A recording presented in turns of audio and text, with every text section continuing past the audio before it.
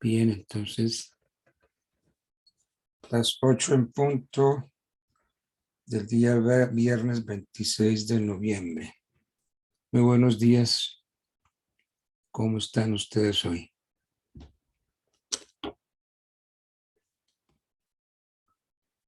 A ver si los veo. Gloria Gómez, Sandra Rubio, Brian Alejandro Silva. Ahí veo la cara de doña Gloria Gómez. Muy buenos días, doña Gloria. Doctor, buenos días, ¿cómo amanece? Bien, gracias a Dios. ¿Ustedes qué tal? Bien, sí, señor, gracias al Señor. Un poquito pasados por agua, como dicen cuando se hacen los Toda la noche, los toda la huevitos. noche. ¿Cómo quiero los huevos? No, un poquito pasados por agua. Yo oí esa expresión, se la oí a mi mamá. Ah, ya, sí, señor. Bueno, ¿y qué es un huevo? ¿Qué son huevos pasados por agua? Debe ser tibio. Se echa Ah, en una coquita, se cocina 2 minutos y salió ya. esos son los huevitos pasados por agua. Bueno, bien. Bueno, ahí veo que se están poniendo todos. Incluso veo Dubán Antonio Valencia Quivano. Ese es un tipo supremamente importante, el que ha organizado la cuestión del primer examen. De modo que si ustedes se rajan, se lo deben a ese Dubán Antonio Valencia. Ay, no, doctor, no diga eso. Al Hagan, contrario. háganle el reclamo, cuélguenlo de donde puedan.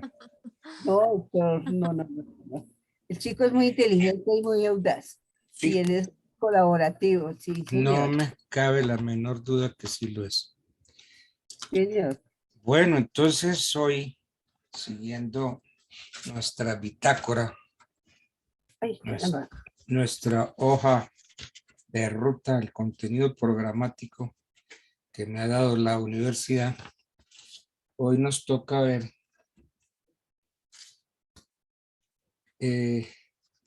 carga frente al régimen general de la prueba, carga dinámica de la prueba.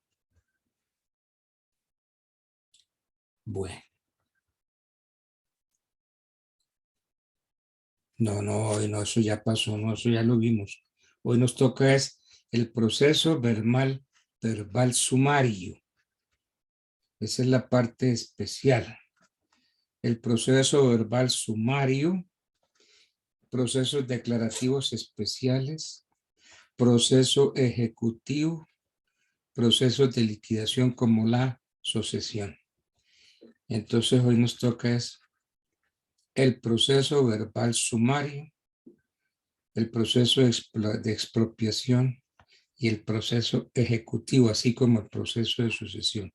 Le tengo miedo al proceso ejecutivo porque es extremadamente largo, muy largo. Bueno, miremos a ver, porque como ya estamos en clase, estamos ya grabando, miremos a ver el proceso verbal sumario. Este proceso está contenido, sus disposiciones generales, a partir del artículo 390 del Código General. Entonces dice ese artículo 390, se tramitarán por el procedimiento verbal sumario. Se tramitarán por el procedimiento verbal sumario los asuntos contenciosos de mínima cuantía. Entonces, verbal sumario, los asuntos contenciosos de mínima cuantía. Y los siguientes asuntos en consideración a su naturaleza. ¿Cuáles son los siguientes asuntos en consideración a su naturaleza? Las controversias sobre propiedad horizontal.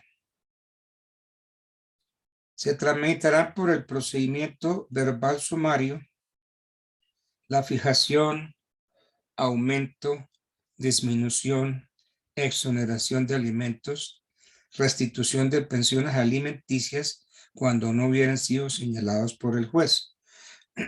Tercero, las controversias que se susciten respecto del ejercicio de la patria potestad, las diferencias que surjan entre los cónyuges sobre fijación y dirección del hogar, derecho a ser residido en este y obligación de vivir juntos, y la salida de los hijos menores al exterior y del restablecimiento de derechos de los niños, niñas y adolescentes. Los contemplados por los artículos 913, 914, 916, 918, 931, 940, 1231, 1469 y 2026 del Código Comercio. Los relacionados con los derechos de autor, los de reposición, cancelación y reivindicación de títulos valores.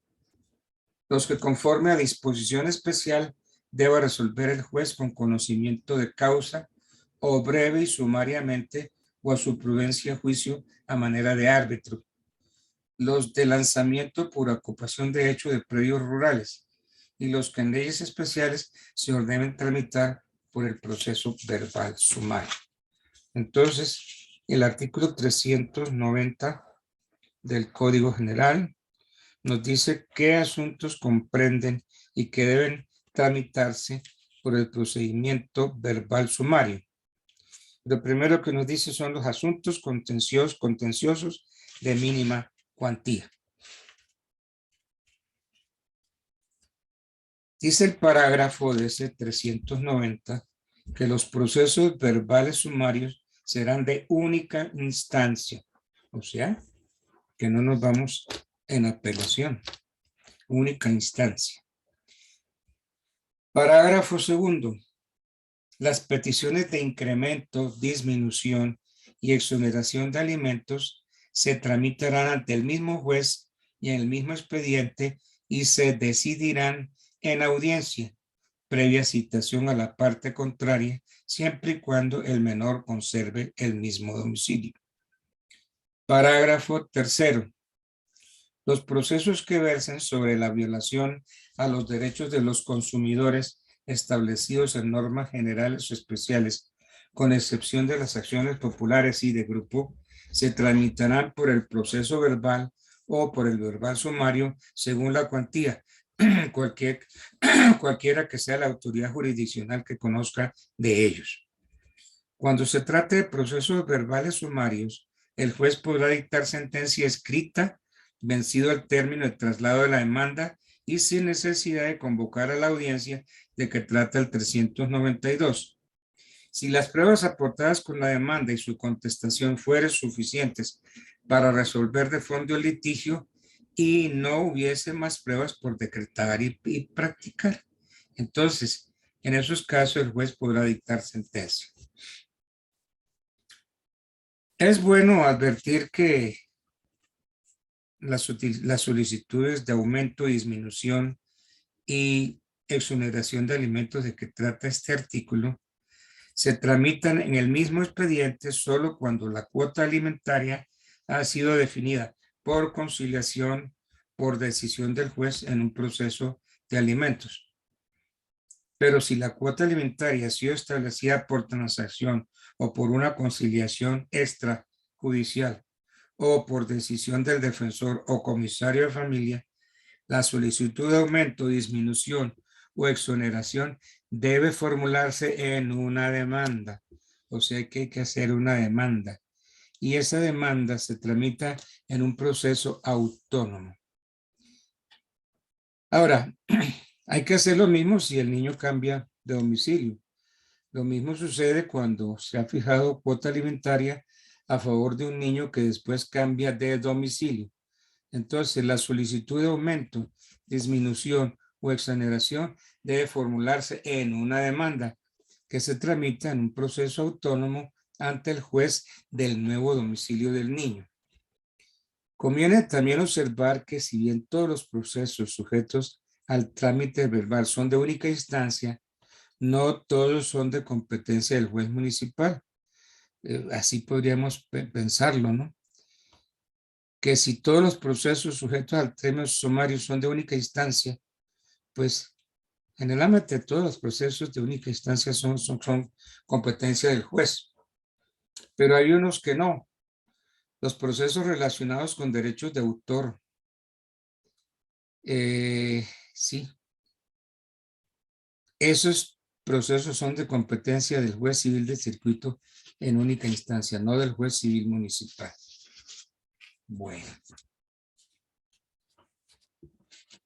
El proceso verbal sumario, vimos, y aquí lo dice el 391, se promoverá por medio de demanda.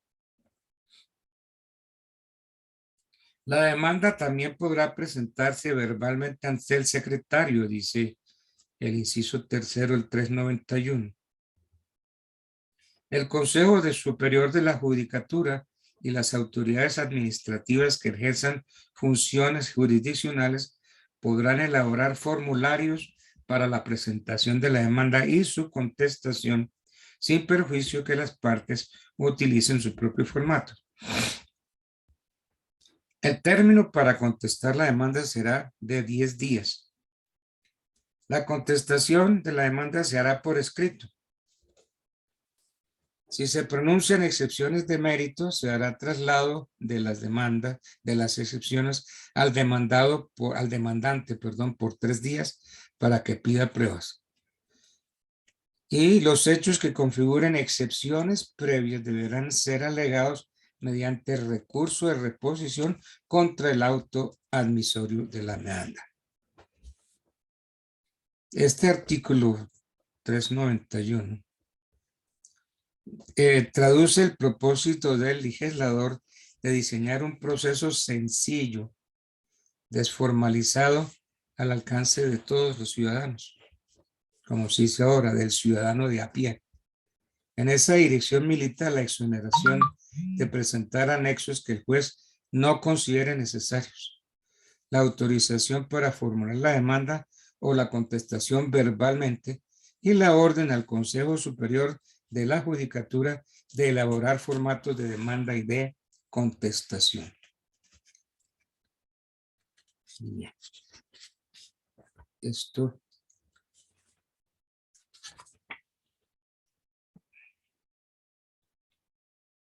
En estos procesos verbales sumarios, dice el 392, son inadmisibles la reforma de la demanda, la acumulación de procesos, los incidentes, el trámite de terminación del amparo de pobreza y la suspensión del proceso por causa diferente al común acuerdo.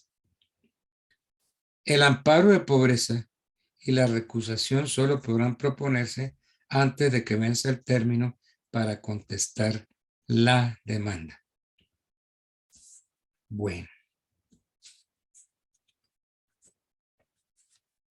Entonces, tenemos aquí listo el proceso verbal sumario.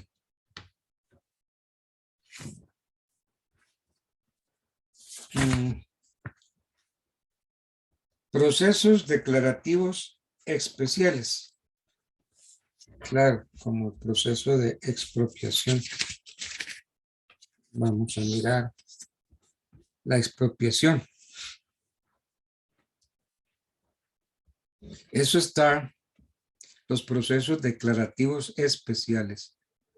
Y el capítulo primero que trata de la expropiación lo encontramos en el artículo 399 del Código General del Proceso. Aquí trae unas reglas. 399, Código General. El proceso de expropiación se sujetará a las siguientes reglas. Proceso de expropiación. Reglas del proceso de expropiación. Primera, la demanda se dirigirá contra los titulares de derechos reales principales sobre los bienes. Y si estos se encuentran en litigio, también contra todas las partes del respectivo proceso. Igualmente se dirigirá contra los tenedores cuyos contratos consten por escritura pública inscrita y contra los acreedores hipotecarios y prendarios que aparezcan en el certificado de registro. Segunda regla para la expropiación.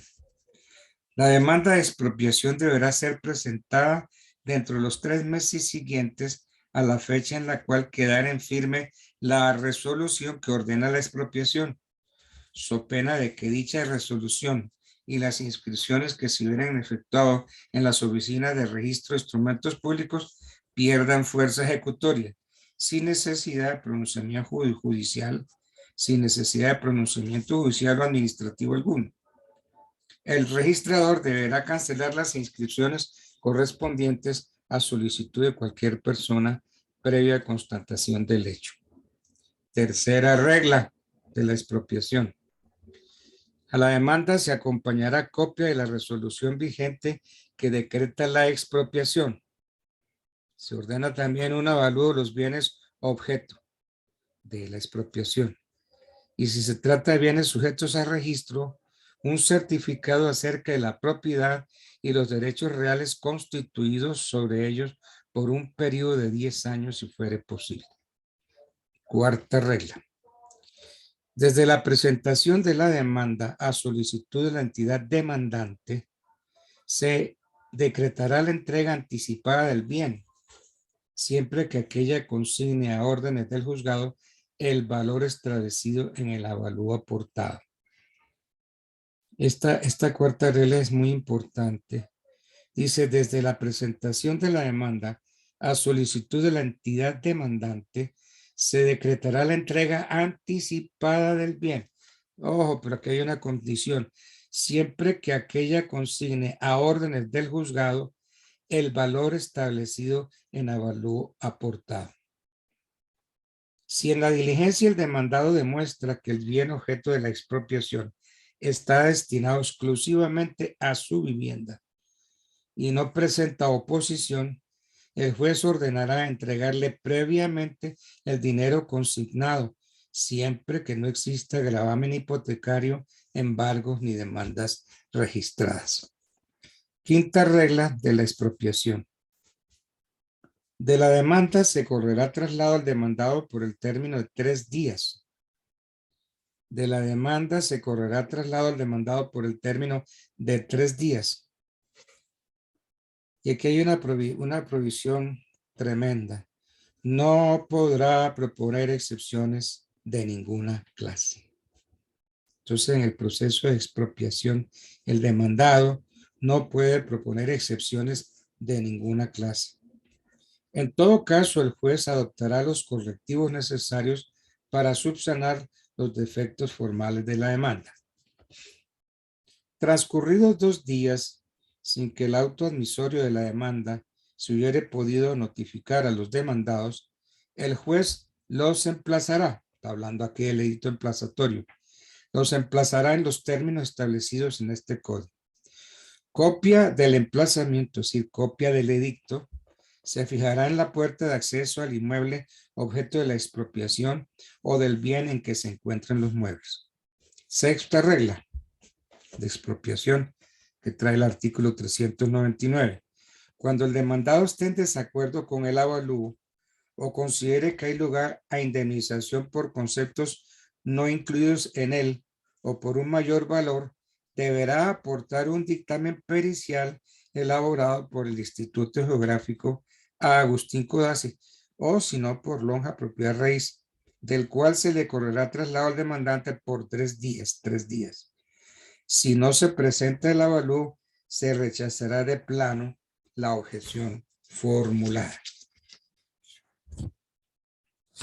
A petición de la parte interesada y sin necesidad de orden judicial, el Instituto Geográfico Agustín Codazzi rendirá las experticias que se le soliciten, para lo cual el solicitante deberá acreditar la oferta formal de compra que haya realizado la entidad. El gobierno nacional reglamentará las tarifas a que haya lugar. Séptima regla.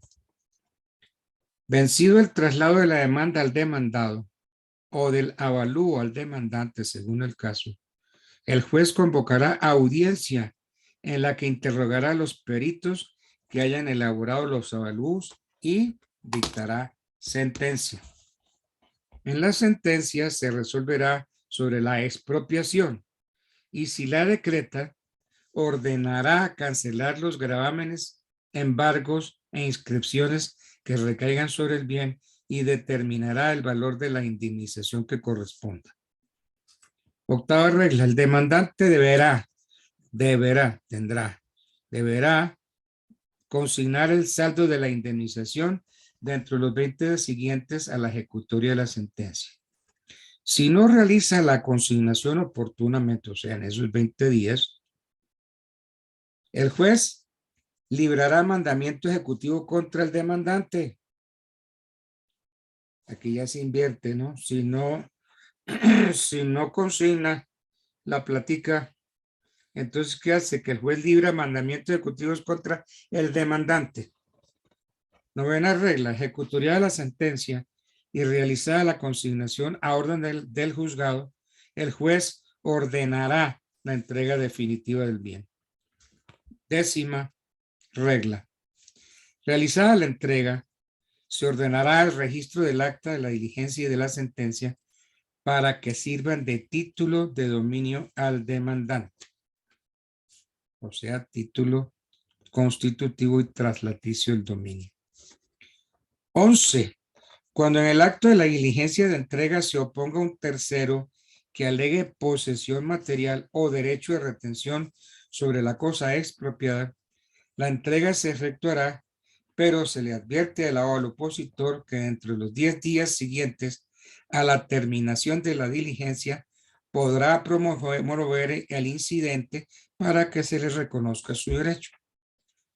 Si el incidente se resuelve a favor del opositor, en el auto que lo decida, se ordenará un avalúo para establecer la indemnización que le corresponde, la que se le pagará de la suma consignada por el demandante. El auto que resuelve el incidente será apelable en el efecto diferido. 12ª regla de la expropiación. Registrada la sentencia y el acta, se entregará a los interesados su respectiva indemnización, pero si los bienes estaban grabados con prenda o hipoteca, el precio quedará a órdenes del juzgado para que sobre él puedan los acreedores ejercer sus respectivos derechos en proceso separado. En este caso, las obligaciones garantizadas se considerarán exigibles, aunque no sean de plazo vencido. Si los bienes fueran en materia de embargo, secuestro o inscripción, el precio se remitirá a la autoridad que decretó tales medidas. Y si estuvieran sujetos a condición resolutoria, el precio se entregará al interesado a título de secuestro, que subsistirá hasta el día en que la condición resulte fallida, siempre que garantice su devolución en caso de que aquella se cumpla. Aquí hay algo que me llama la atención, dice, si los bienes fueran en materia de embargo, secuestro e inscripción, el precio se remitirá a la autoridad que decretó tales medidas y si estuvieran sujetos a condición resolutoria.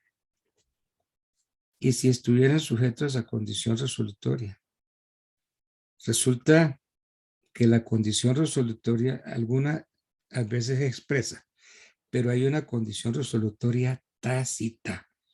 De esa nos habla el artículo 1546, condición resolutoria tácita que va envuelta en todo acto, en todo contrato.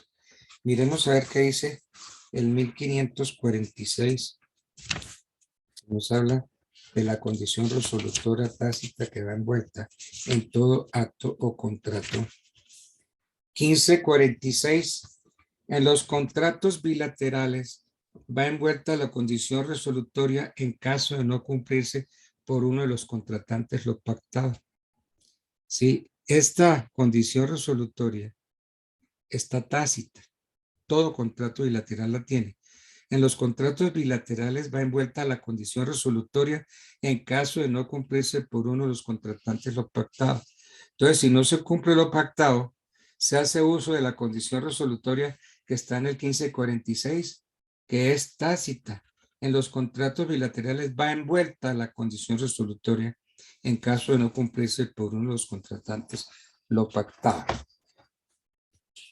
Y aquí hay una salvedad en ese mismo 1546, pero en tal caso podrá el otro contratante pedir a su arbitrio o la resolución o el cumplimiento del contrato con indemnización de perjuicios. Entonces, si hace uso de la condición resolutoria, entonces el demandado puede pedir o la resolución o el cumplimiento del contrato con indemnización de perjuicios. Bueno. 13ª regla. Cuando se hubiera efectuado entrega anticipada del bien y el superior revoque la sentencia que decretó la expropiación, cuando se hubiera efectuado la entrega anticipada del bien y el superior revoque la sentencia que decretó la expropiación, ordenará que el inferior, si fuere posible, ponga de nuevo al demandado en posesión o tenencia de los bienes. Claro. Entonces, si se hizo entrega anticipada del bien y el superior revocó la sentencia que decretó la expropiación, entonces el juez ordena que ponga de nuevo al demandado en posesión o tenencia de los bienes y condenará al demandante a pagarle los perjuicios causados, incluido el valor de las obras para restituir las cosas al estado que tenían en el momento de la entrega. Parágrafo del artículo dice: para efectos de calcular el valor de la indemnización por lucro cesante cuando se trate de inmuebles que se encuentren destinados a actividades productivas y se presente una afectación que ocasione una limitación temporal o definitiva a la generación de ingresos proveniente del desarrollo de las mismas, deberá considerarse independientemente del avalúo del inmueble la compensación por las rentas que se dejaren de percibir hasta por un periodo de 6 meses. Bueno. Entonces, hasta aquí las reglas de la expropiación. Siguiendo con nuestra bitácora, viene lo bueno, viene lo pesado, lo grueso. Aquí, yo no sé quién hizo este contenido programático. Nos metieron proceso ejecutivo. Pero no nos dice nada más proceso ejecutivo. Y resulta que ese proceso ejecutivo es tremendamente largo. Yo les digo que abramos el código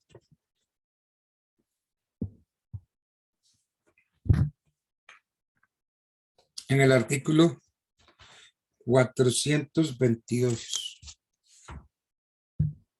422.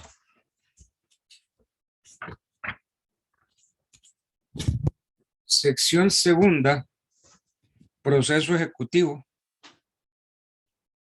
Título único, proceso ejecutivo.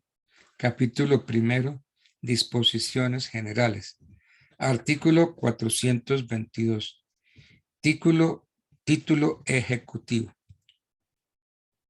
Pueden demandarse ejecutivamente las obligaciones expresas, claras y exigibles que consten en documentos que provengan del deudor o de su causante, constituyan plena prueba contra él o las que emanen de una sentencia de condena proferida por juez o tribunal de cualquier jurisdicción o de otra providencia judicial o de las providencias que en procesos de policía aprueben liquidación de costas o señalen honorarios de auxiliares de la justicia y los demás documentos que señale la ley. La confesión hecha en el curso de un proceso no constituye título ejecutivo, pero sí la que conste en el interrogatorio previsto en el artículo 184. Bueno.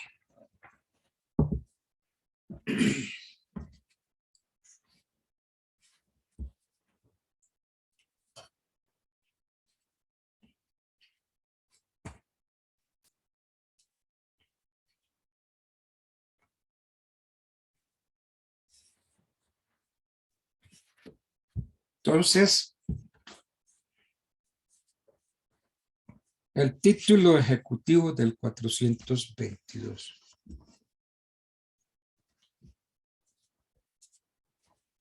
¿Qué definición? Porque es que el artículo no define. Dice, pueden demandarse ejecutivamente las obligaciones expresas, claras y exigibles. Pero, ¿qué definición podemos dar del título ejecutivo? Pues, podríamos decir que el título ejecutivo es el documento o conjunto de documentos. Entonces, es el documento o conjunto de documentos contentivos de una obligación clara, expresa y exigible.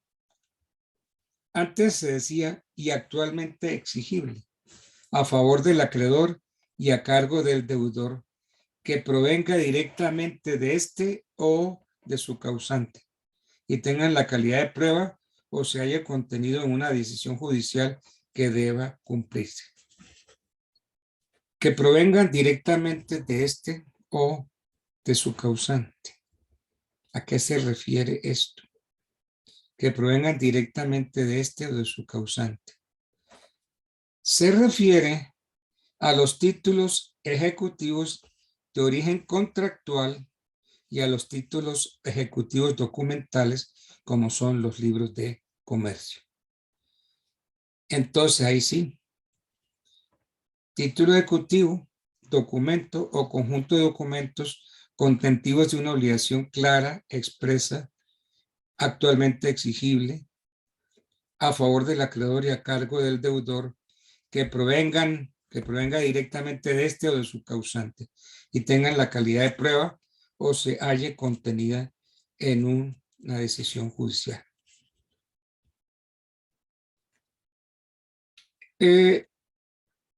Hablemos de requisitos. Requisitos necesarios para que exista el título ejecutivo. Los requisitos pueden ser de forma y de fondo. Los requisitos de forma versan sobre la manera como se exterioriza o presenta el título ejecutivo y esos títulos están constituidos por los siguientes requisitos. Primero, que conste en documentos. Segundo, que el documento provenga del deudor o de su causante, que emane de una decisión judicial que deba cumplirse, que el documento sea plena prueba. Eso diría yo que son los requisitos de forma. Y los requisitos de fondo, que se refieren al acto en sí mismo, está constituido por esa formulita, que se trate de una obligación clara, expresa y exigible. Pongámosle actualmente exigible. Esos son los requisitos de fondo: obligación clara, expresa, obligación exigible. Es que el que puso esto no sabe lo que puso. Este proceso ejecutivo es tremendamente extenso, muy largo. Sin embargo, yo trataré de reducirlo hasta lo más que pueda. Entonces, ¿qué definición tenemos de título ejecutivo? Es el documento o documentos contentivos de una obligación clara, expresa y exigible a favor del acreedor y a cargo del deudor, que provengan directamente de este o de su causante. Ya les dije qué es eso de que provengan de este o de su causante. Vuelvo a repetirlo, se refiere a los títulos ejecutivos de origen contractual y a los títulos ejecutivos documentales como los libros de comercio y tengan la calidad de prueba o se haya contenido en una decisión judicial. Los requisitos son de forma y de forma. Los requisitos de forma, el primero está que conste en documentos. Tengo que decir que nuestro código, tanto el código de procedimiento como el código general del proceso, no define qué es documento. Porque esto se lo dejó la ley a la doctrina y a la jurisprudencia. Pero sí hace una mención amplia de los documentos. Entonces, ¿cuáles son los documentos? Los escritos, los impresos, planos, dibujos, cuadros, fotografías, cintas cinematográficas, discos, grabaciones magnetofónicas, radiografías, talones, contraseñas, cupones, etiquetas, sellos y en general todo objeto mueble que tenga carácter representativo o declarativo. Entonces, hoy se habla de documentos. Antes del Código General se decía escrito. Entonces hoy hablamos de documentos. Con el anterior ordenamiento se decía escrito. En todo caso, es documento.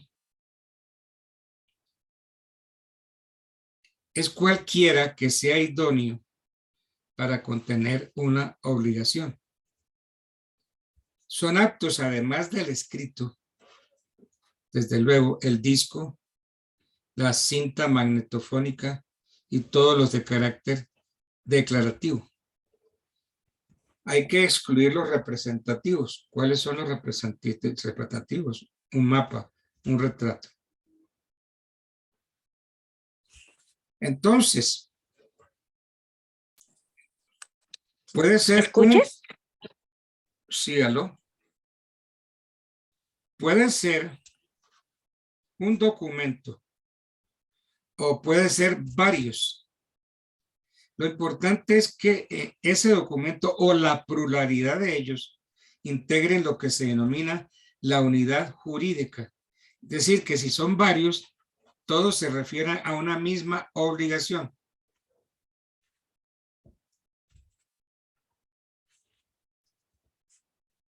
Y aquí quiero hacer énfasis en algo muy, pero muy, muy importante. Yo me gané varios procesos porque es que no nos enseñaron en la universidad lo que se llama título ejecutivo complejo.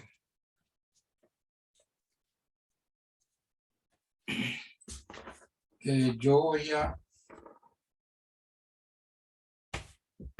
leerles algo que trae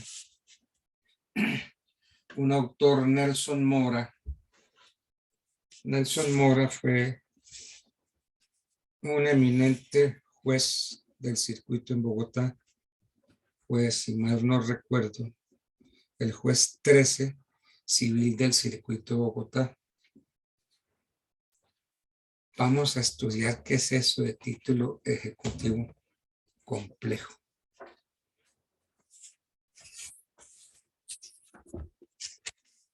Buscando ayer, pues el que mejor me resolvió el problema del título ejecutivo fue Nelson Mora, en un libro que se llama Procesos de Ejecución.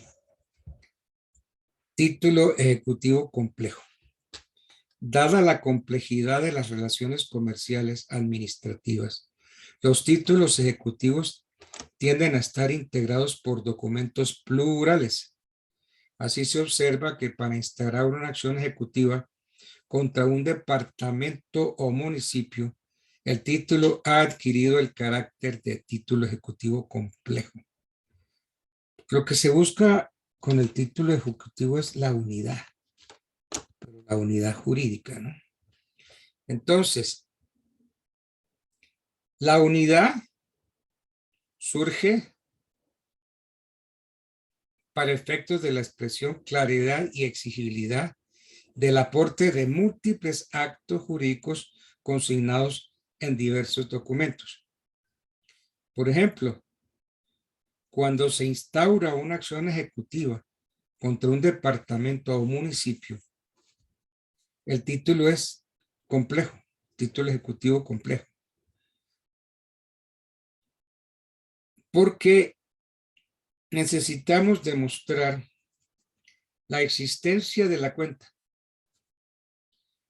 que se haya decretado el gasto mediante ley, mediante un acuerdo o una ordenanza, que se haya inscrito el respectivo egreso en el presupuesto de gastos, que se haya producido el ordenamiento de pago, es decir, el giro, la orden de pago, que haya sido revisada la cuenta por la Contraloría o por la auditoría respectiva.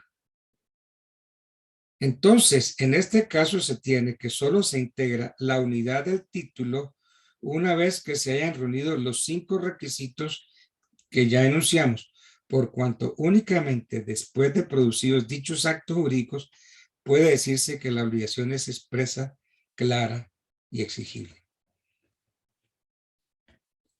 Hablando de la unidad jurídica del título, lo que se requiere en el título no es unicidad material en el documento, sino unidad jurídica del título. Que de la pluralidad material de documentos se deduzca la existencia de una obligación en forma expresa, clara y exigible a favor del acreedor y a cargo del deudor, aunque alguna o varias de estas condiciones consten en uno o varios documentos, pero siempre y cuando esté plenamente acreditado que tales documentos plurales están unidos por una relación de causalidad y que tienen por causa u origen el mismo negocio jurídico. Entonces, muchas veces los abogados presentamos demanda. Nos dan una carta de crédito y presentamos la demanda. Y resulta que no acompañamos a la demanda todos los documentos necesarios para conformar la carta de crédito. Entonces, las cartas de crédito, recordemos eso, como ha sido reconocido por la generalidad de los autores, tienen como objeto servir de medio de financiación del productor, o sea, del vendedor. El vendedor necesita para poder producir que se le garantice que le van a pagar. Entonces se le extiende una carta de crédito a su favor.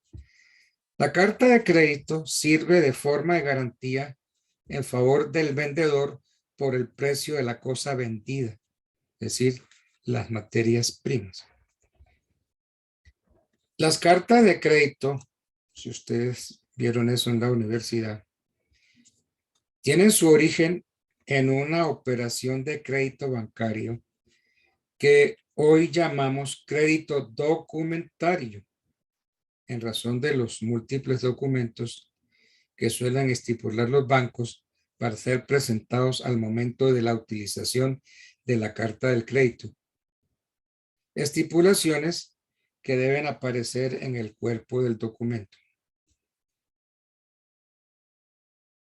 Pero generalmente es para el vendedor, pero nada obsta para que sea el comprador el que obtiene la carta de crédito.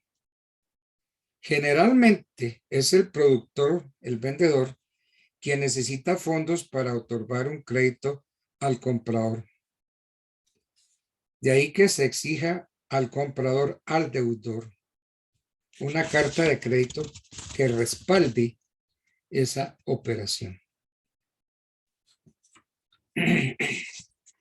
Vamos a suponer que yo necesito comprar en Italia una máquina procesadora de polietileno, porque yo hago un montón de cositas con el polietileno. Hago unos envases, hago unas cajitas con tapa. Entonces resulta que ese productor que está en Italia necesita una carta de crédito a su favor. Y entonces se emite la carta de crédito. Y entonces resulta que para poder cobrar esa carta de crédito que no se pagó, hay que presentar la carta de crédito más los documentos necesarios para poder cobrar la carta de crédito. Por ejemplo, el conocimiento de embarque,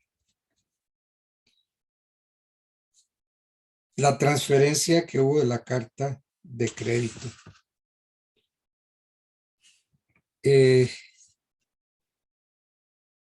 cómo se cobró y quién pagó la carta de crédito, porque en el crédito documentario, pues hay varias partes que forman ese crédito documentario. Por ejemplo, el ordenador. ¿Quién es el ordenador?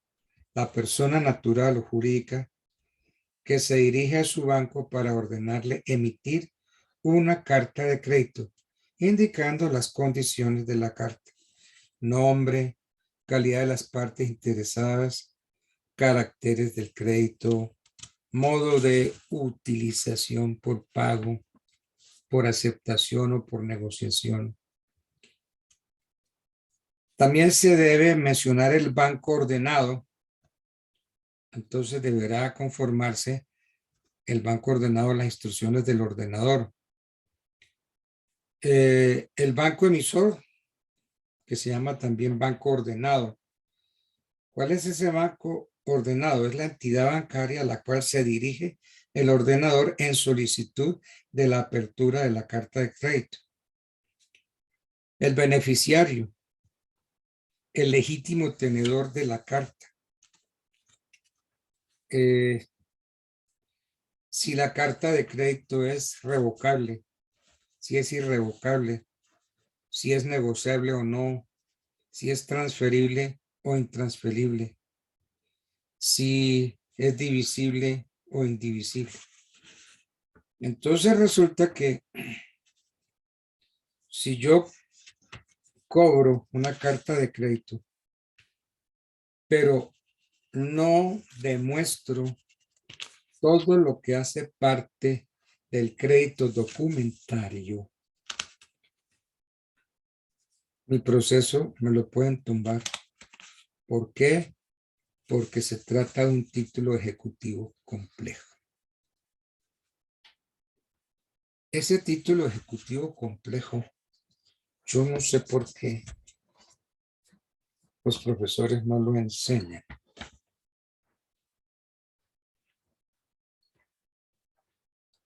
La complejidad de las relaciones comerciales administrativas es inmensa.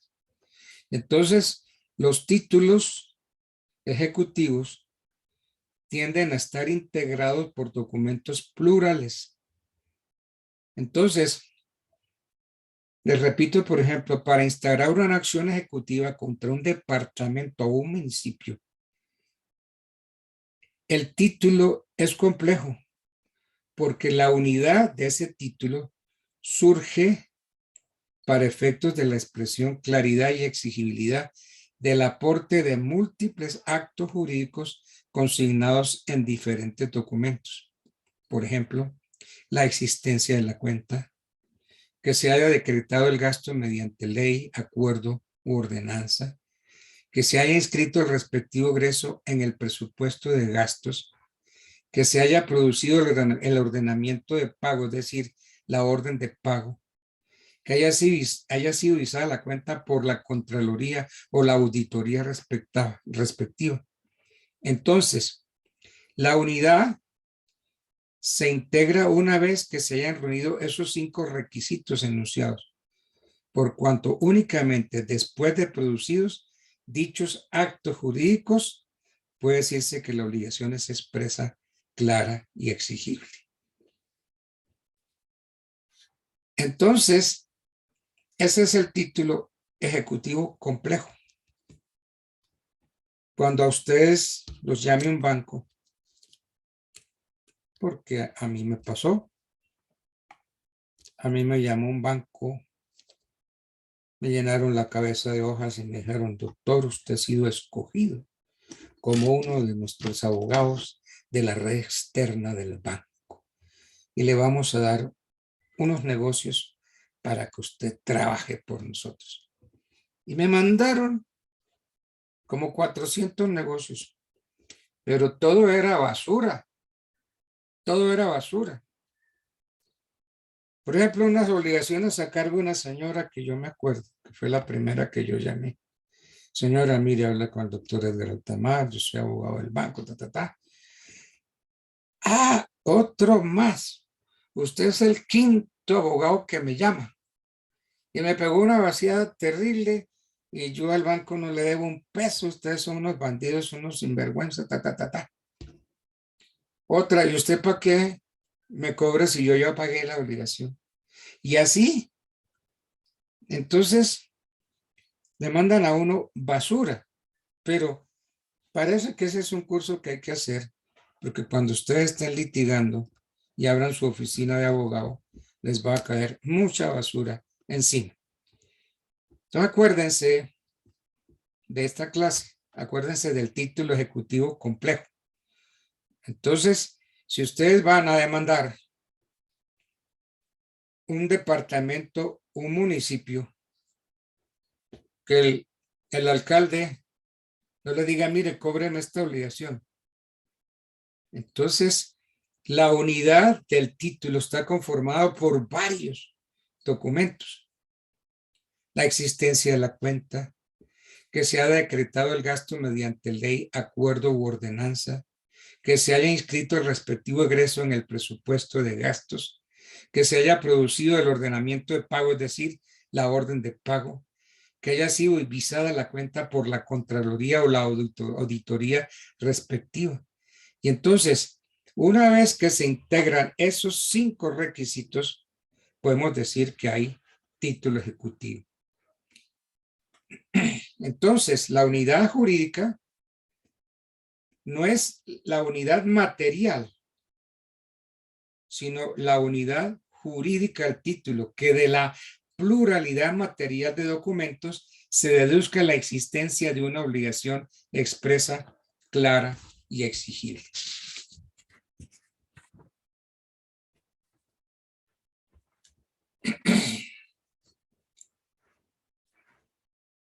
Bueno.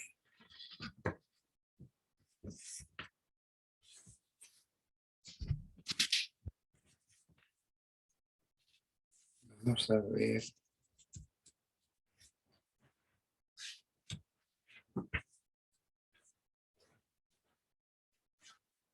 Vamos a ver, vamos a ver.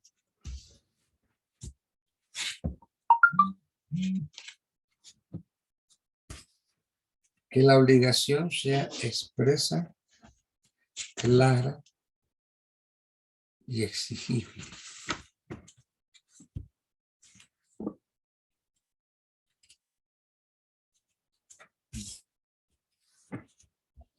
Vamos a ver si encontramos esto dentro de...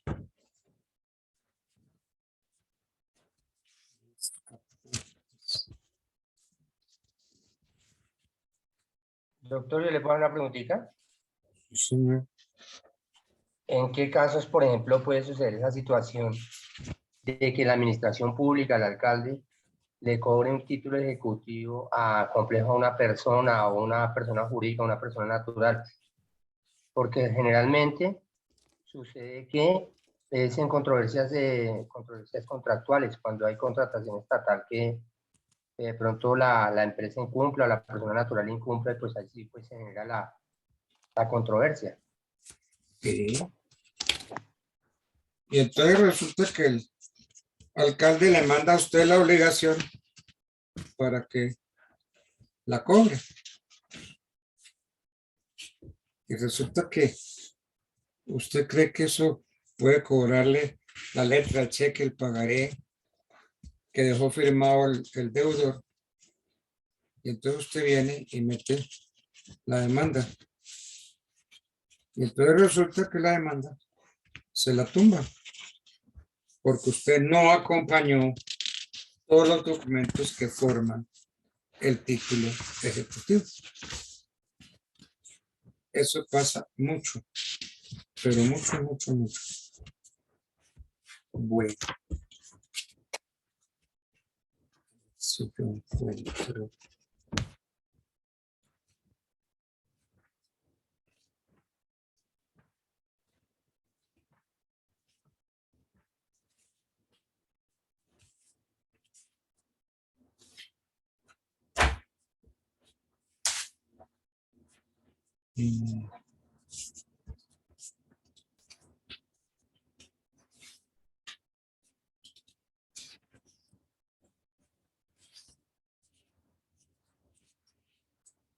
Bueno, entonces el título tiene requisitos de forma y requisitos de fondo. Los requisitos de forma versan sobre la manera como se exterioriza o se presenta el título ejecutivo.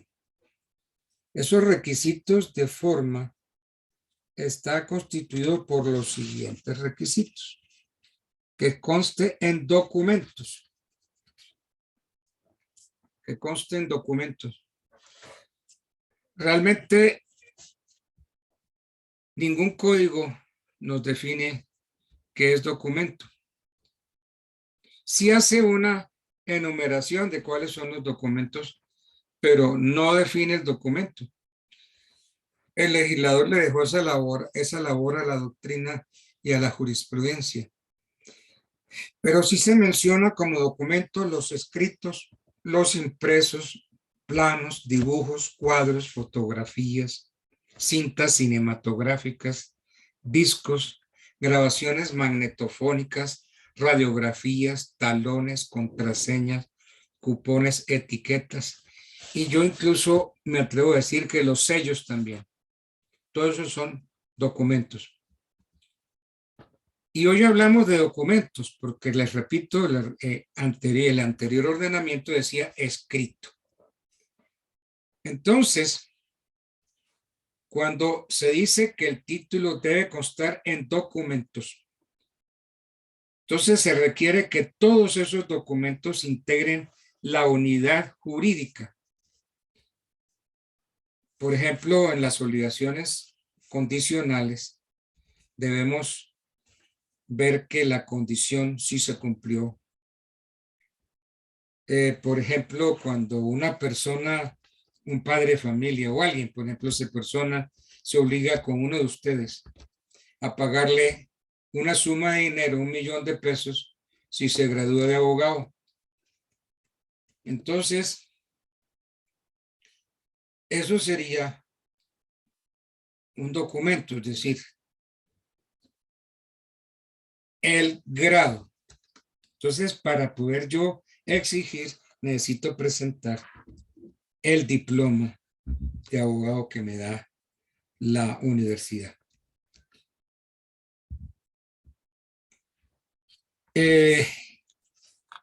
Los requisitos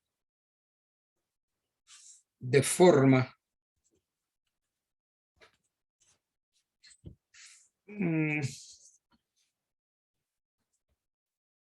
se dice que el documento, bueno, que consten documentos.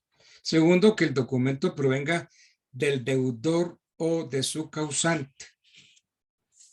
Cuando hablamos de que el documento provenga del deudor o de su causante, se refiere a los títulos ejecutivos de origen contractual y a los títulos ejecutivos documentales que contienen declaraciones unilaterales de voluntad, como los consignados en los libros de comercio, en los testamentos, etcétera, etcétera. Entonces, que el documento provenga del deudor o de su causante, que emane de una decisión judicial que deba cumplirse, que el documento sea plena prueba. La plena prueba podríamos definirla como la que obliga al juez a tener cierto un hecho. En otros términos, es la prueba a la que se le debe dar credibilidad. La prueba plena en materia de documentos está condicionada a su autenticidad. La autenticidad consiste en tener certeza sobre quién es el autor intelectual de un documento.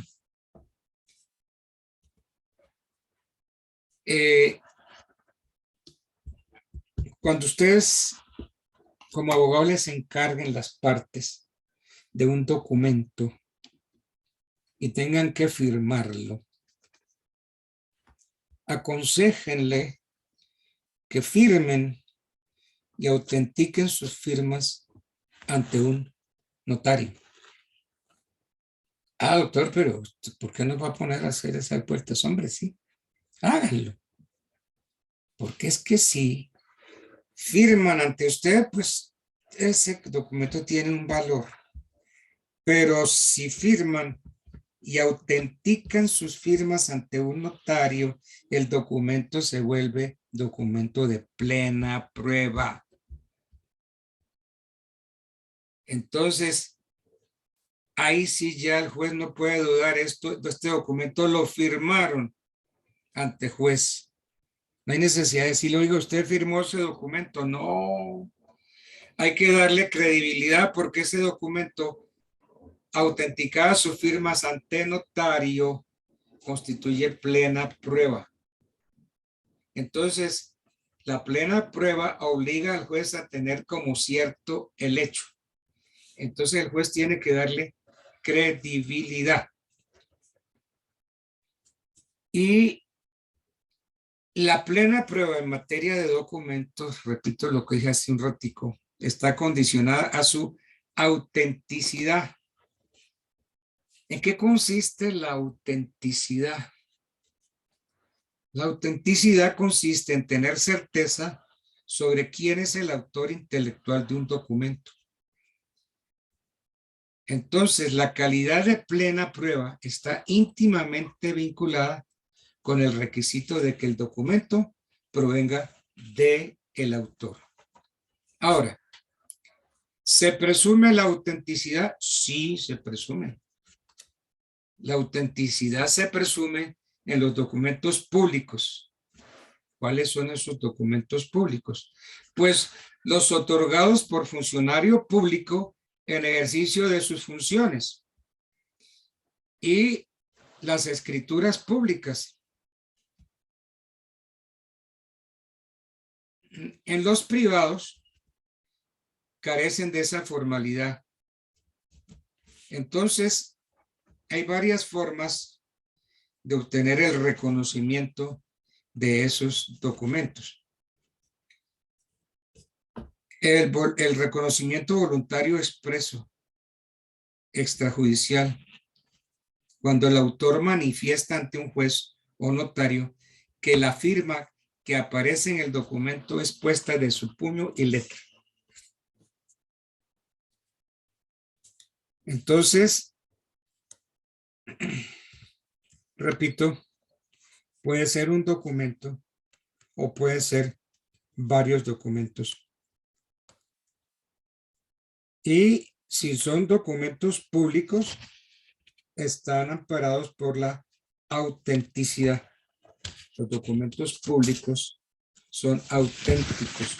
El documento público que lo presta un funcionario público son auténticos.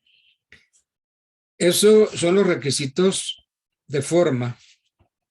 Los requisitos de fondo se refieren al acto en sí mismo considerado, es decir, más propiamente a su contenido, y está constituido por una obligación clara, expresa y exigible. Obligación clara, vamos a explicar eso. ¿Qué significa?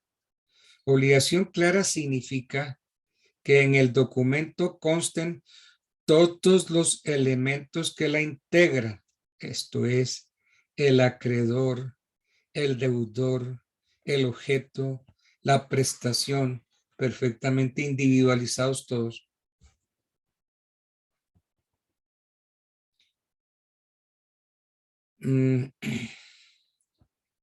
Esa es la obligación clara.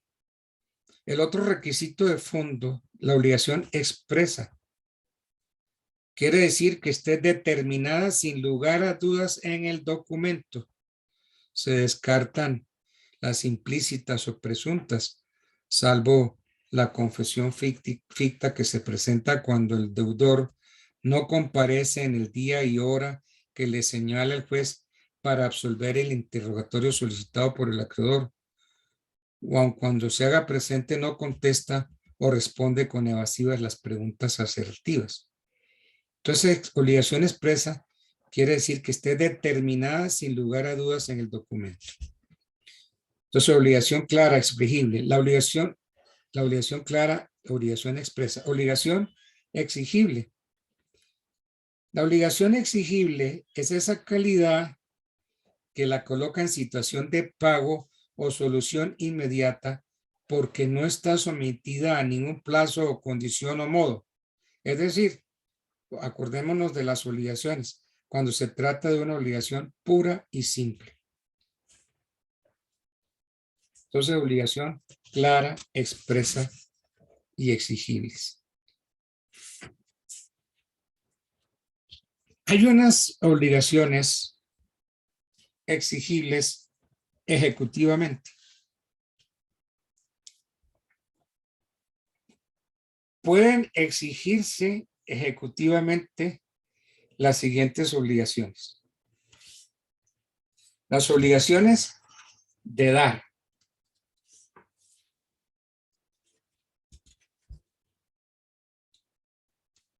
Las obligaciones de hacer. Y las obligaciones de no dar o de no hacer. Porque es que yo me puedo obligar a algo positivo o me puedo obligar a algo negativo. Obligaciones de dar. Es una obligación exigible ejecutivamente. ¿En qué consisten estas obligaciones de dar? Consisten en que el deudor transfiera en favor del acreedor el derecho de dominio sobre el bien. Se cumple esta obligación de dar mediante la tradición. La tradición, que es un modo de adquirir. Miremos el artículo 673, si mal no estoy. Ustedes no se imaginan hasta qué hora estuve yo estudiando anoche para preparar esta clase. Me dieron, como dice la canción, y pasaron la 1, las 2 y las 3. La tradición es un modo de adquirir el dominio de las cosas y consiste en la entrega que el dueño hace de ellas al otro, habiendo por una parte la facultad e intención de transferir el dominio y por otra la capacidad e intención de adquirirlo. Entonces, la tradición es un modo de adquirir. Entonces, hay tradición de bienes muebles y hay tradición de bienes inmuebles.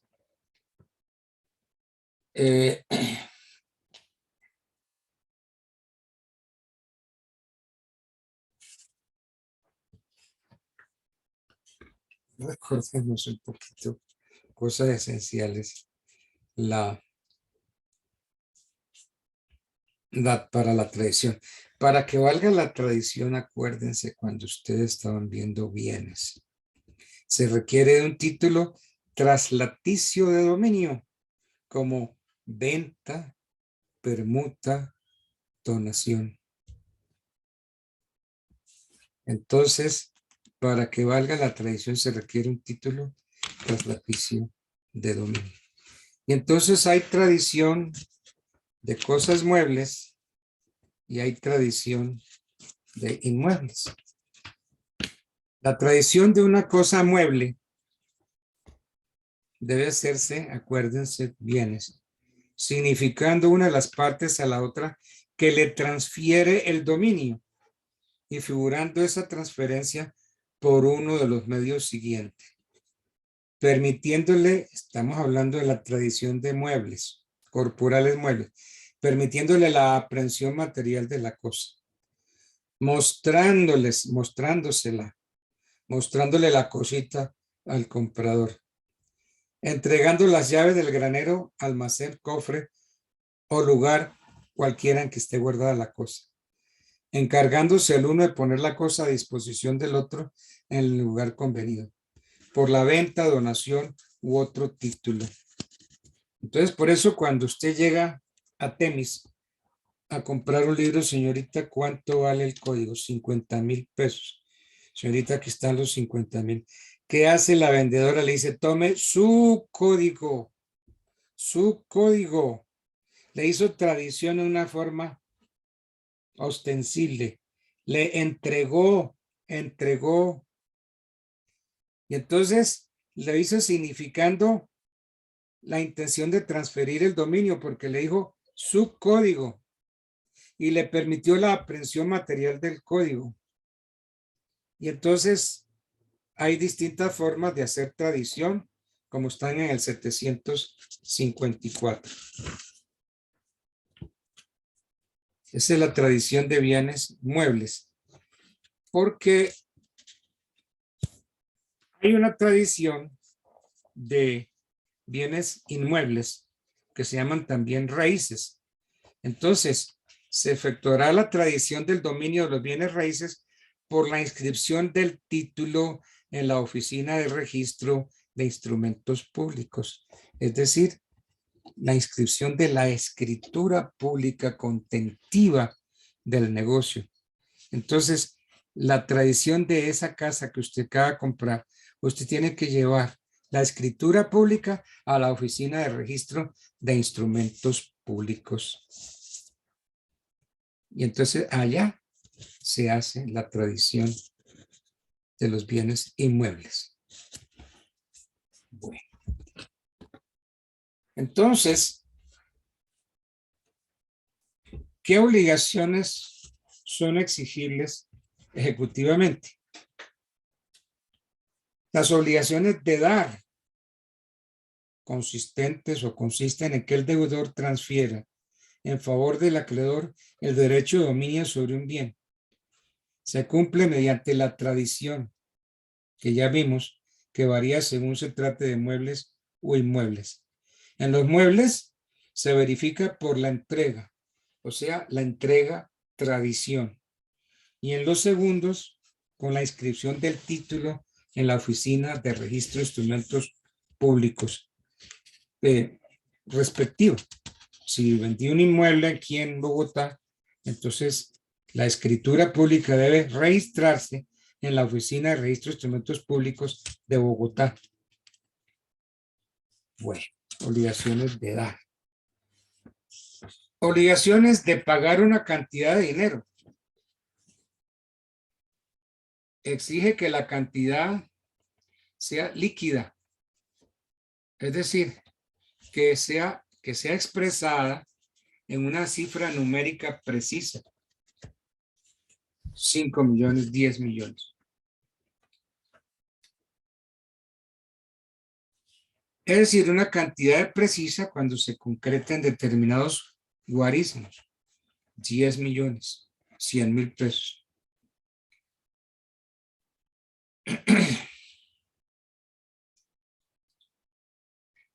También puede ser que resulte de una cantidad liquidable por una operación aritmética. Por ejemplo, el deudor se obliga a cancelar 20 cuotas mensuales de 10,000 pesos cada uno. Entonces, para establecer ese monto hay que ver cuánto suman 20 cuotas mensuales de 10,000 pesos cada uno. Entonces, esa es una cantidad liquidable por operación aritmética. Obligaciones de entregar un cuerpo cierto. Entonces, ¿cuáles son esas obligaciones de cuerpo cierto? Si consiste en dar una especie de mueble, con lo cual significa que este mueble debe estar determinado o individualizado. Entonces, por eso se designa como la entrega de cuerpo cierto. En este tipo de obligaciones se excluyen los inmuebles. ¿Por qué? Porque respecto de ellos, la tradición se verifica mediante la inscripción del título en la oficina de registro. No requiere ninguna intervención judicial. Obligaciones de género. Si la obligación es de dar bienes distintos, bienes de género, distinto al dinero, es que el dinero es género. Si la obligación es de dar bienes de género distinto al dinero, entonces tenemos que entender lo que dice el artículo 1565 del Código Civil. 1565.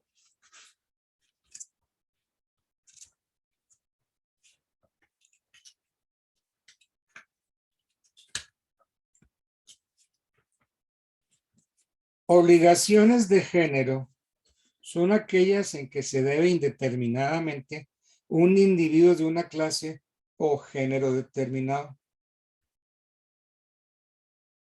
En la obligación de género, el acreedor no puede pedir determinadamente ningún individuo y el deudor queda libre de ella entregando cualquier individuo del género con tal que sea de una calidad a lo menos mediana. Entonces, si yo tenía que entregar esta mañana 100 cargas de café y yo las tenía en mi granero, cayó un aguacero y se dañó el café.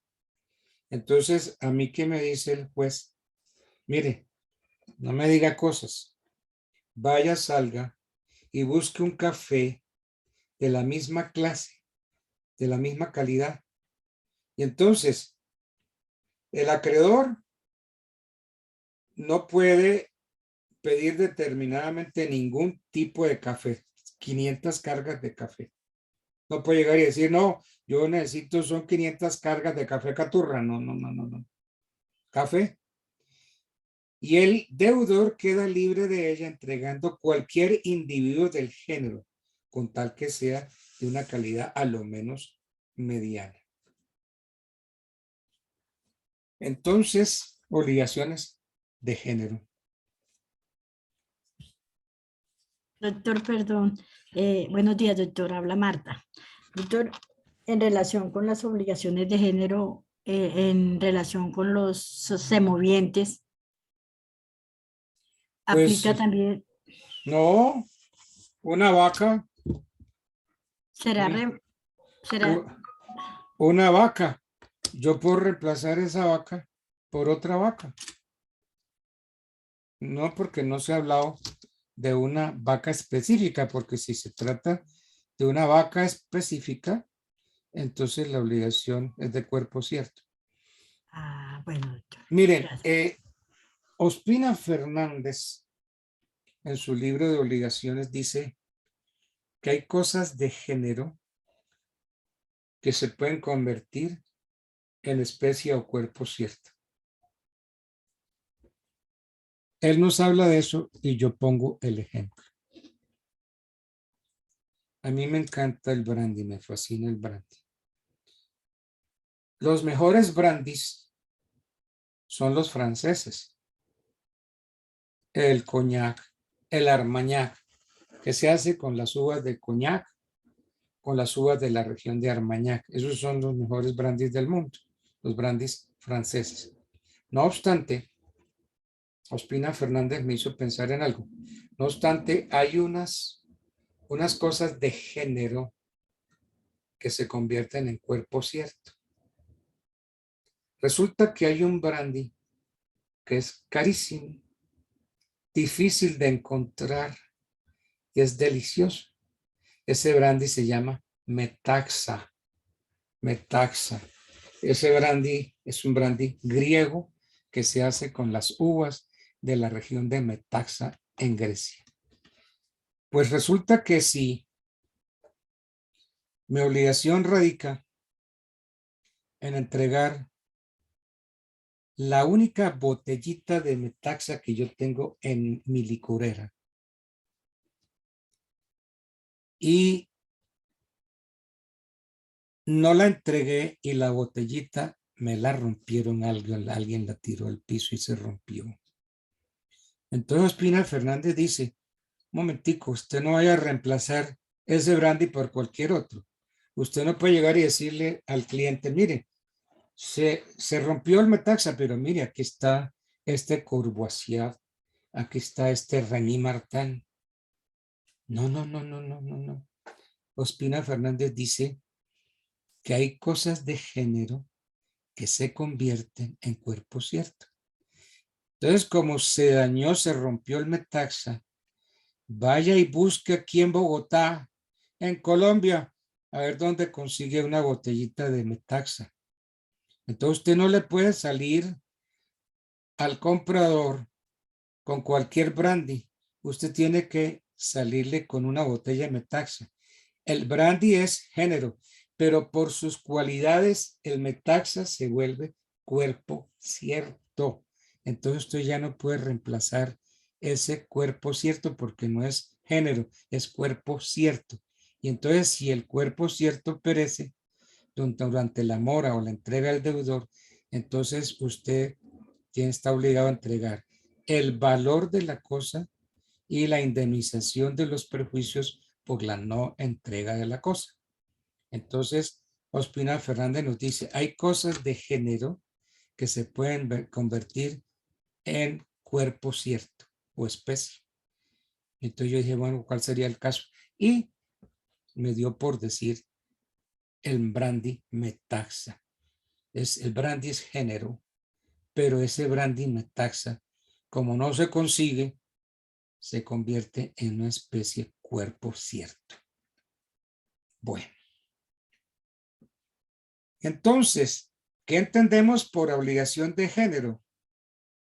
De acuerdo con el 1565 del Código Civil, entendemos un individuo de una clase o género determinado, 50 cargas de trigo, por ejemplo. En esta clase de obligaciones de género, se exige que en el documento, sin lugar a dudas, conste el género y la cantidad de bienes adeudados. Y pues no hay necesidad de indicar la calidad porque a falta de esa indicación se entiende que sean de mediana calidad. Obligaciones de hacer. Uno puede quedar obligado a hacer o obligado a no hacer. Las obligaciones de hacer se presentan cuando el objeto de la prestación es la relación de determinado hecho o la suscripción de un documento por parte del deudor en favor del acreedor. Por ejemplo, construir un edificio, levantar una pared, pintar un cuadro, suscribir la escritura pública mediante la cual perfeccionamos la promesa de venta. Esas son obligaciones de hacer, la realización de un determinado hecho. Obligaciones de no hacer, porque yo puedo quedar obligado a no hacer. Así como yo puedo quedar obligado a construir un edificio, a levantar una pared.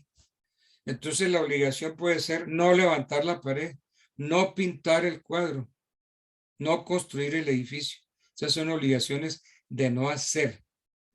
Entonces, las obligaciones de no hacer consisten en el que el deudor se abstenga de realizar ese hecho, no levantar la pared. Entonces yo puedo quedar obligado a hacer y obligado a no hacer. Hablando de los títulos ejecutivos, los títulos ejecutivos admiten una clasificación. Los títulos pueden ser judiciales, pueden ser parajudiciales, pueden ser contractuales. En fin, sigamos analizando. Pueden ser unilaterales. Vamos a ver judiciales. Títulos ejecutivos, clase de títulos ejecutivos. Judiciales están constituidos por una providencia jurisdiccional. Esto es un auto, una sentencia que profirió un juez civil, penal, contencioso administrativo, siempre que imponga a una parte el cumplimiento de cualquiera de las obligaciones de ejecución.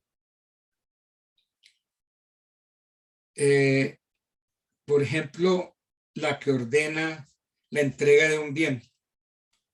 Eso puede ser un auto, una sentencia. Las providencias judiciales dictadas por jueces penales. Las sentencias dictadas en lo contencioso administrativo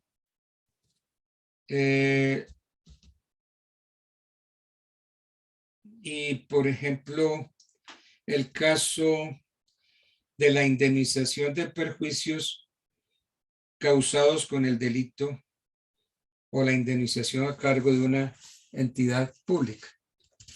Judiciales. Parajudiciales.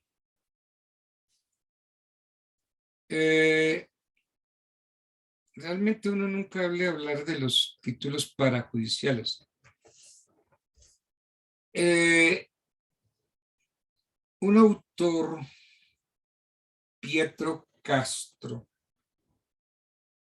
Leonardo Prieto Castro, lo utiliza para referirse a los actos realizados por las partes en el curso de un proceso, mas para cuya efectividad requieren el reconocimiento o intervención del juez, como sucede con la transacción y la conciliación.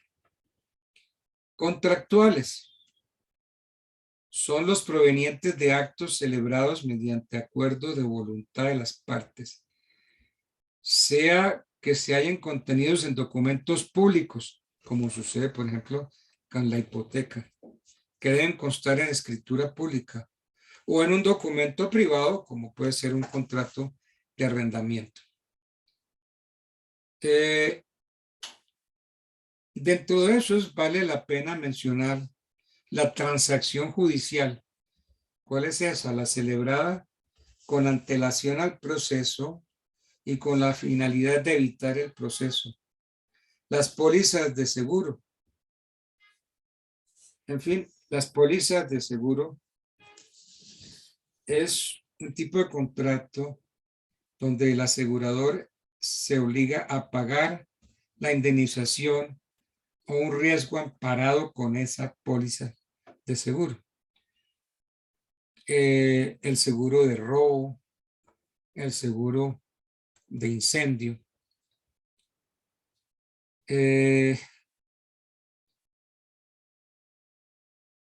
Ha habido una discusión sobre el billete de lotería. La la boleta de rifa. Esos son también títulos ejecutivos, porque hay que pagar lo que dice la boleta, la rifa. Entonces, si rifan una casa, entonces que rifan con los números de la Lotería Boyacá, y yo tengo ese número, pues entonces yo me gané la casa. Entonces no hay nada que hacer. Los títulos ejecutivos unilaterales son los que emanan de un acto realizado exclusivamente por el deudor, es decir, que no interviene para nada el acreedor. Pueden estar contenidos en un documento público, por ejemplo, el testamento, el pagaré. A propósito de esos títulos valores, vale la pena mencionar que unos se encuadran dentro de la calificación de contractuales por ser el resultado del acuerdo de voluntades. Por ejemplo, la letra de cambio. O cuando es unilateral, porque interviene la voluntad del deudor, como ocurre con el pagaré.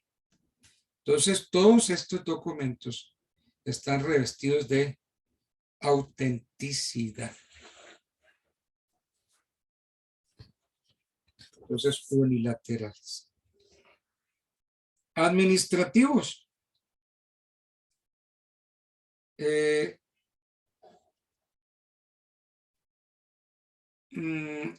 Utilizamos el término administrativos para referirnos a la administración, para referirnos a ciertas entidades que pertenecen a esa rama del poder público. ¿Cuáles entidades? La nación, los departamentos, las intendencias, las comisarías, los municipios. Entonces, si el título emana de una de esas entidades, entonces son títulos administrativos. Y entonces, ¿quién se encarga de la ejecución de esos títulos? Entonces, es lo que llamamos la jurisdicción coactiva.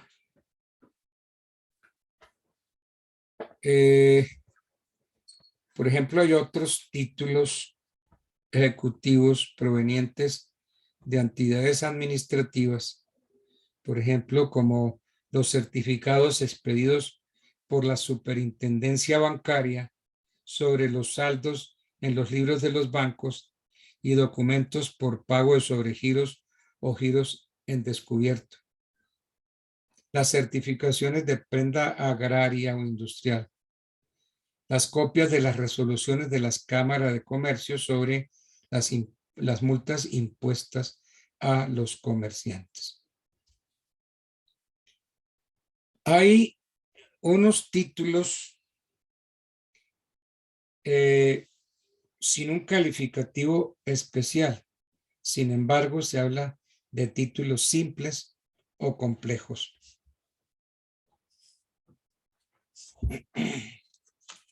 Títulos simples o complejos. ¿Cuál sería un título simple? Cuando la obligación ejecutable consta en un solo documento. Eso es un título ejecutivo simple. Y un título ejecutivo complejo, cuando la obligación se deduce del contenido de dos o más documentos dependientes o conexos. El mérito ejecutivo emerge de la unidad jurídica del título al ser integrado por una pluralidad de documentos. Es el caso del crédito documentario llamado crédito, por ejemplo, llamada carta de crédito, crédito documentario. Eso es un título ejecutivo complejo. Si uno al cobrar no presenta todo lo que integra el título, se nos cae el proceso por falta de título.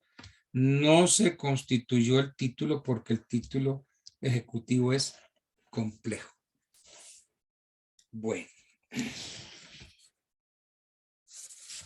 Ay, este tema que nos pusieron es excesivamente largo, por Dios.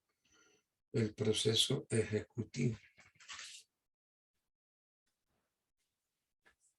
Hay ejecutivos singular de mayor y de menor cuantía.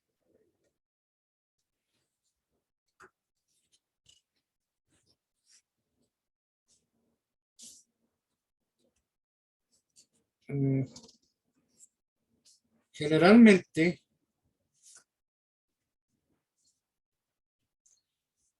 los procesos ejecutivos se inician por obligaciones de pagar una cantidad de dinero. A esta clase de obligaciones, o sea, el pagar dinero, puede llegarse de dos maneras, por la directa o por equivalencia. La directa es la que se pacta en dinero, sea pesos o dólares, sea moneda nacional o extranjera, siempre que reúna los requisitos como los que vimos, designadas, por ejemplo, como la de pagar una cantidad líquida de dinero. El mandamiento ejecutivo en este tipo de obligaciones se solicita por la cantidad estipulada y los intereses pactados.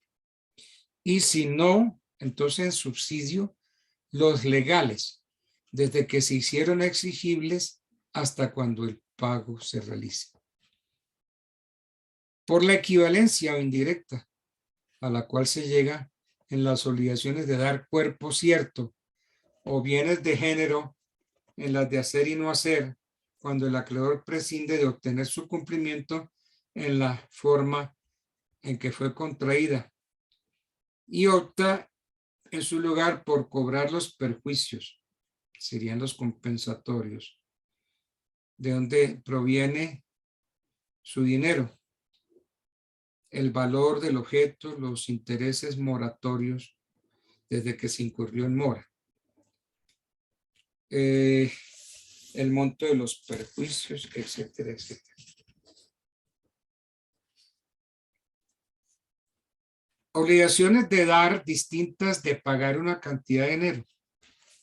Cuando se trata de exigir obligaciones de entregar un bien específico o varios de género determinado, la demanda debe solicitar que se entregue la entrega y además que la ejecución se libre por la cantidad que corresponda por concepto de los perjuicios moratorios.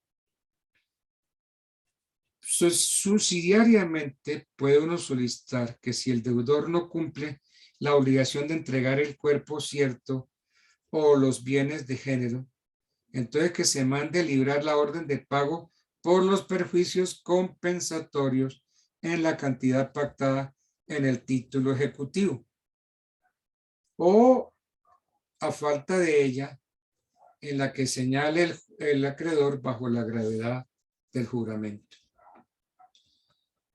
También entonces obligaciones de hacer y no hacer. Esto presenta una similitud con las obligaciones de dar y no dar, de dar y no dar.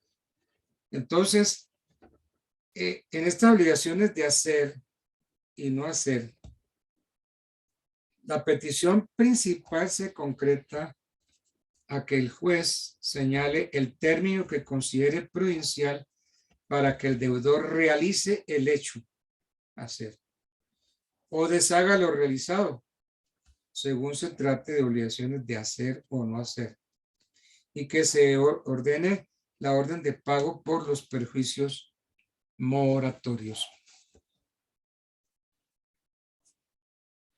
La demanda se puede reformar, se puede modificar Sí. La reforma se presenta cuando hay cambio de alteración en alguno de los diferentes acápites que integran la demanda. Entonces puede haber una reforma total o una reforma parcial de la demanda. Puede también adicionarse la demanda. ¿Qué es eso de la adición? Pues la adición consiste en entregar nuevos elementos a los diferentes aspectos que integran la demanda. Al igual la corrección. Se puede corregir una demanda.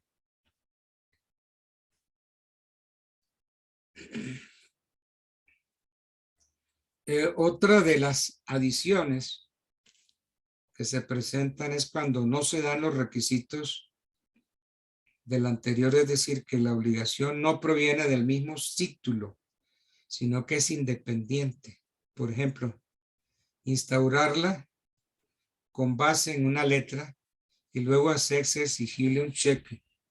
El camino que se ha de seguir es la de la acumulación prevista, acumulación de la demanda.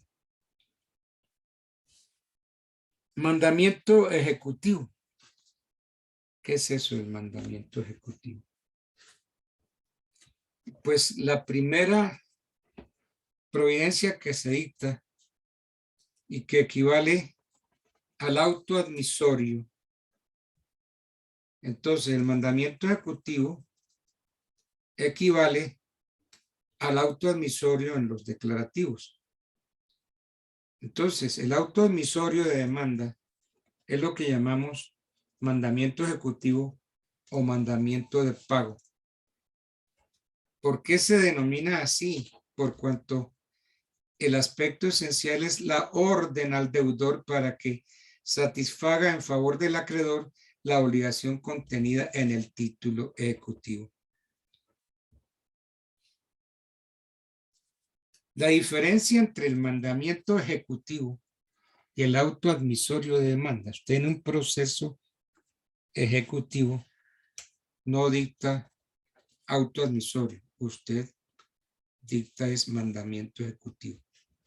Entonces, la diferencia entre el mandamiento ejecutivo y el auto admisorio de la demanda es fundamental, porque el primero es un proveído de fondo que se pronuncia sobre la viabilidad del título base del recaudo, y en cambio el segundo es de trámite y solo sirve para demarcar la etapa siguiente del proceso, cuál es la del traslado.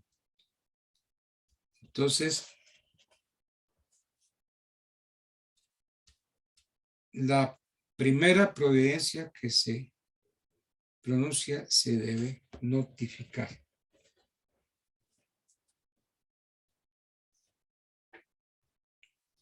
Hay unas distintas modalidades de ese mandamiento. La obligación de pagar una cantidad de dinero.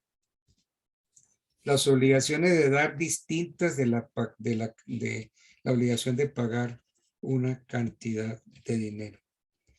Las obligaciones de hacer.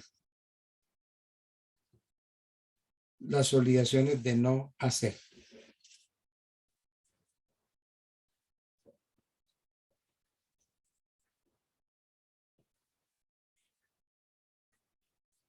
¿Qué recursos hay contra el mandamiento ejecutivo?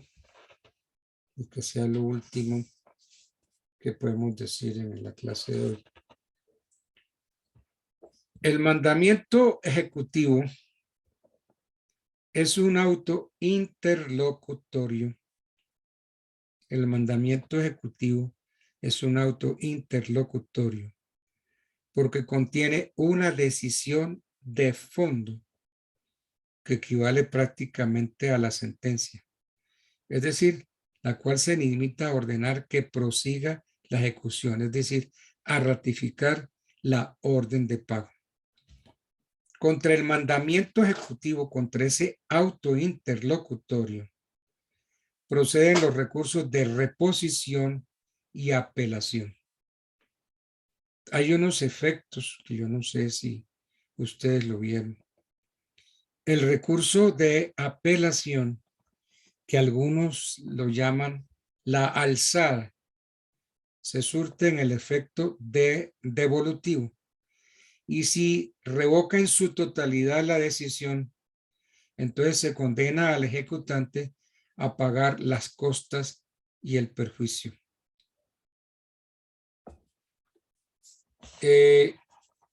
Las costas es pues todo lo que uno gastó dentro del proceso. Hay una multiplicidad de mandamientos ejecutivos.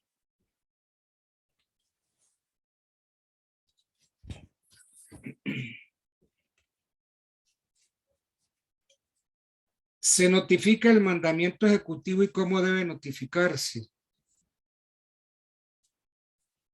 Por tratarse de la primera providencia y que vincula al deudor al proceso, la notificación debe hacerse personalmente.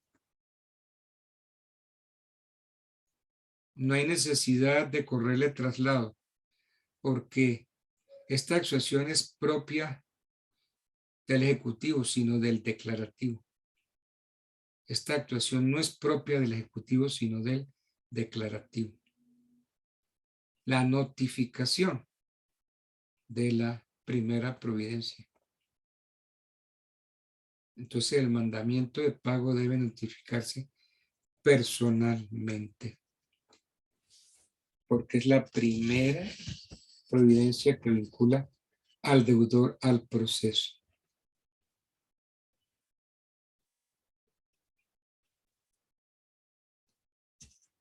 Entonces se le notifica personalmente. No se le corre traslado, porque el traslado es propio, no es propio del ejecutivo, sino del declarativo. Bueno.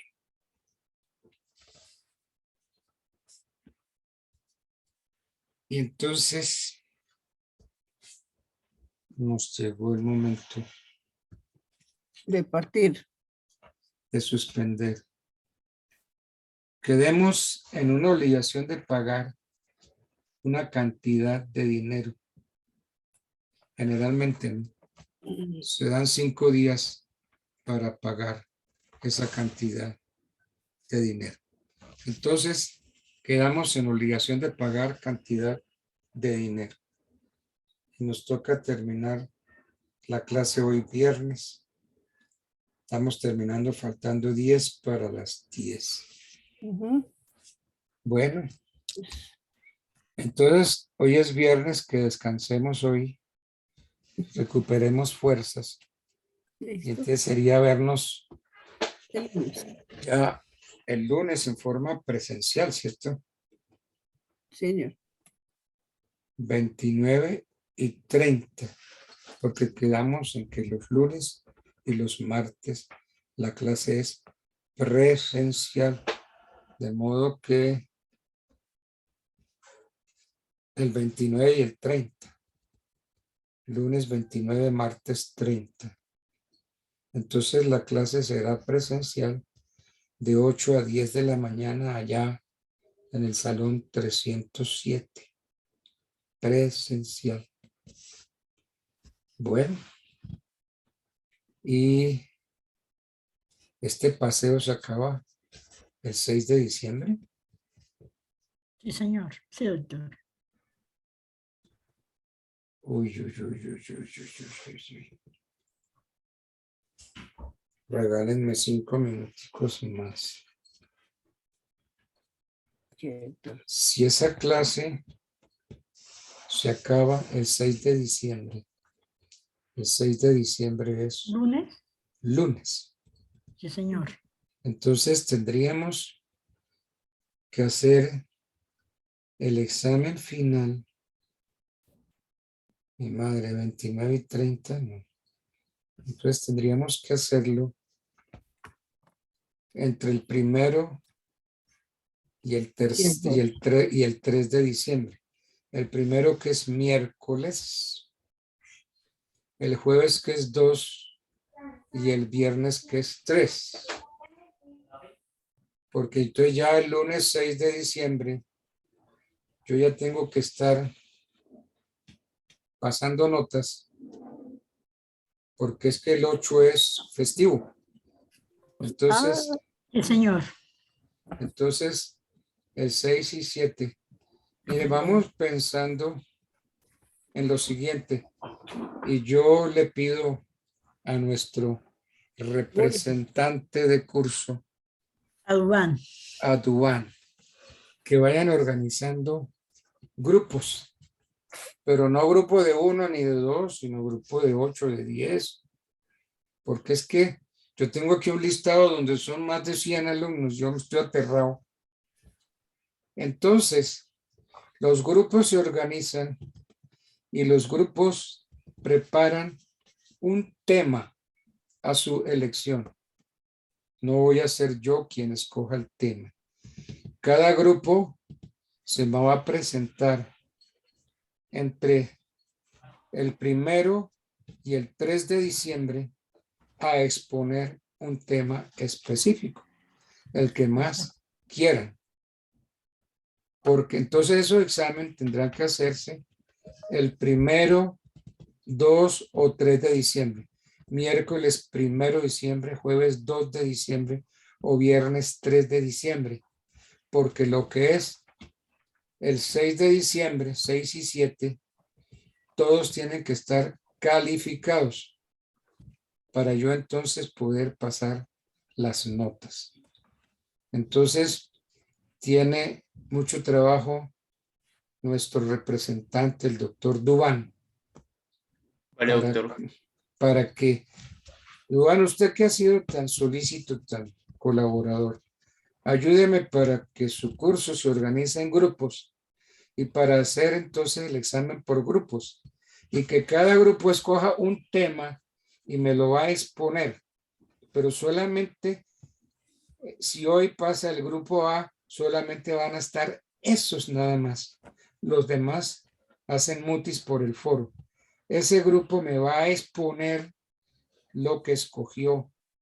Y entonces yo tengo que ver los 7, los 8 o los 10 que formen el grupo para ver si todos me hablan, porque generalmente el vago lo meten y entonces el vago no participa en nada. No, yo sí lo quiero ver.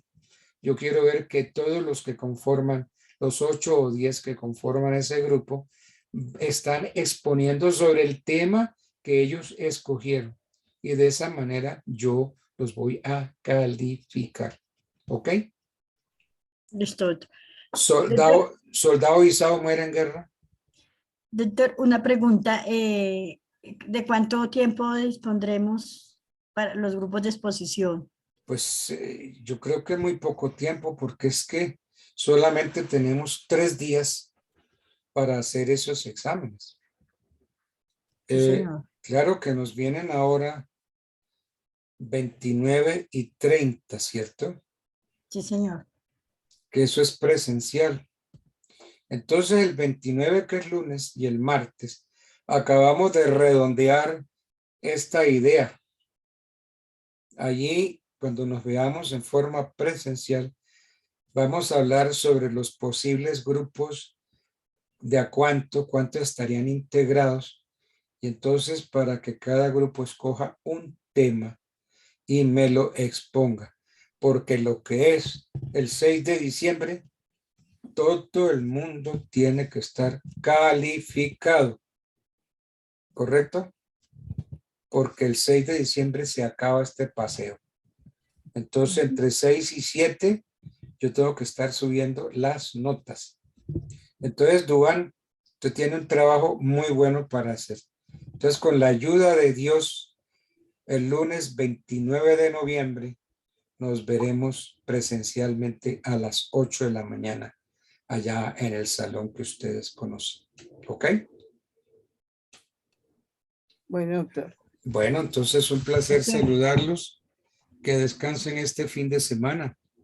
Muchas Muy bendiciones. amable, doctor. Bueno, Dios la gracias. bendiga. Igualmente. Igualmente, gracias. Finalizar Eh, y finalizar la